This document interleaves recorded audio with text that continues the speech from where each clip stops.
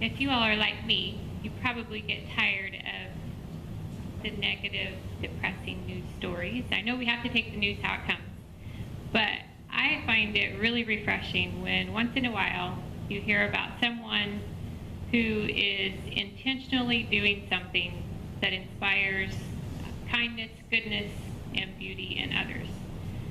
And perhaps even in the midst of their very own very difficult circumstances. So today I want to tell you all about a young lady who lives right here in the Oklahoma City area and is doing just that. Perhaps some of you all follow her blog, or maybe you've seen her story on the news. But if not, I will need to introduce you to who I'm talking about. And this is Sarah Rodriguez and her husband, Joel. But before I can tell you what she's up to, I need to fill you in on a little bit of her history. Sarah and Joel were married in 2005, and like a lot of couples, they had hopes of having children someday. But 5 years into their marriage, two things became apparent, and one of those was that they were unable to have children, and the other was that Joel was diagnosed with cancer.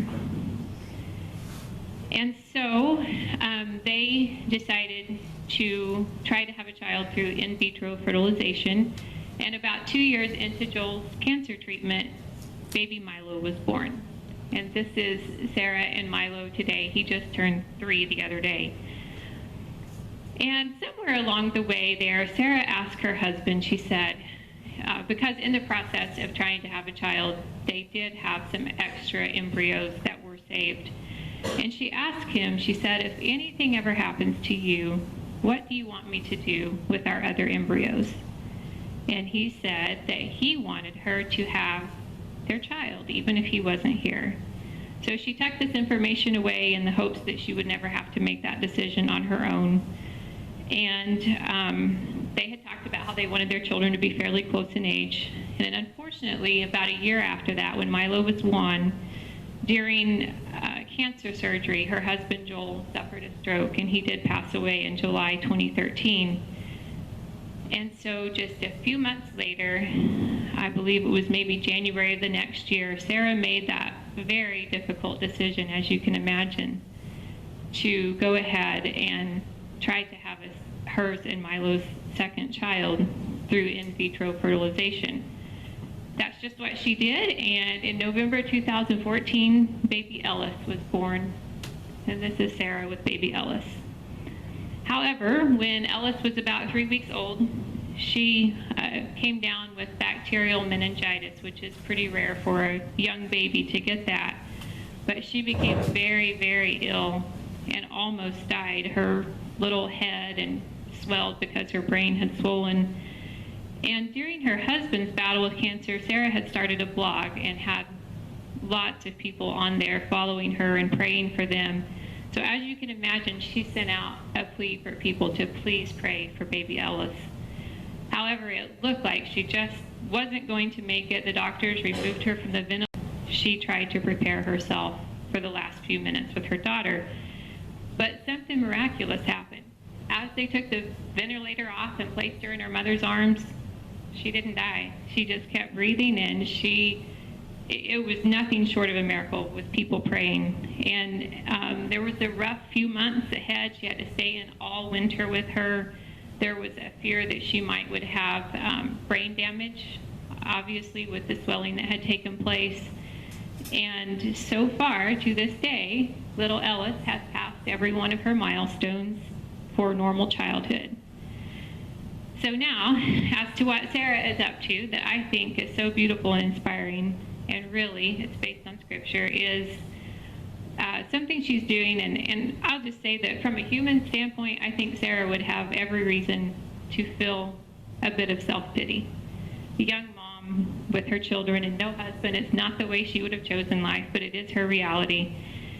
And I think the devil tempts us to use one of his tools, which is self-pity, and it's something that God made pity and compassion for us to shower on other people and help them in their hard circumstances, but the devil takes that and perverts it and turns it inward on yourself. And so instead of doing that, A biblical principle that Sarah is following is Philippians 2 and 4, where it tells us, don't look out only for your own interests, but take an interest in others too. So last year, as she was facing the 1-year anniversary of her husband's death, Sarah decided to honor her husband Joel's life and help others at the same time. And so she created what she calls the Choose Joy Project. And it's a day where everyone who participates does a random act of kindness to honor the life of her husband Joel, a man that she says valued giving to others above all else. So how it works is if you want to participate, you would email her with your mailing address, and then she would send each household up to 2 little cards. And on the anniversary of her husband's death, this year it'll be this coming Thursday, July 23rd, you just take your 2 little cards and you get creative and you go out and find anybody you want and you do a random act of kindness to them, and then you give them the small card which directs them to the video of her family story. So last year, about 80 people or families participated.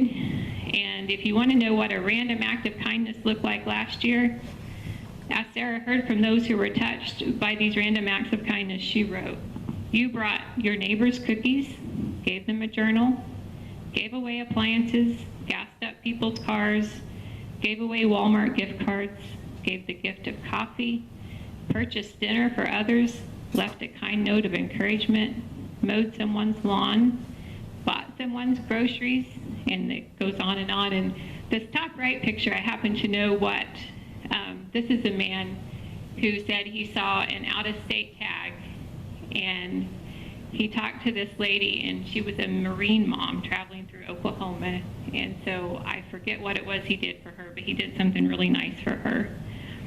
As Sarah said, nearly every person who participated in the project told us that it was life-changing for them, and no doubt it was for the people whose lives you changed by loving on them.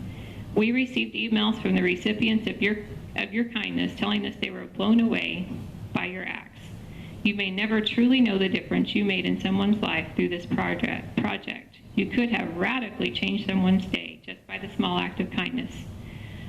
As for Sarah, she thanked those who participated and said that it turned for her what otherwise would have been a crushing day into an incredibly humbling and inspiring day, as they saw Joel's life honored in a big way through many small acts of kindness. So this year, 160 people are participating, and who knows, maybe one of you guys will be a recipient of that, or maybe next year or in the future some of us will want to participate. If you want to know what's happening this year, you can find the hashtag Choose Joy Project on Twitter or go to Sarah's blog. And so I think we can all be inspired by what this lady's doing, and it doesn't have to be July 23rd, it can be any day, and I know that people here are doing that, but people are touched by those even very small acts of kindness. So I just want you guys to be encouraged by that.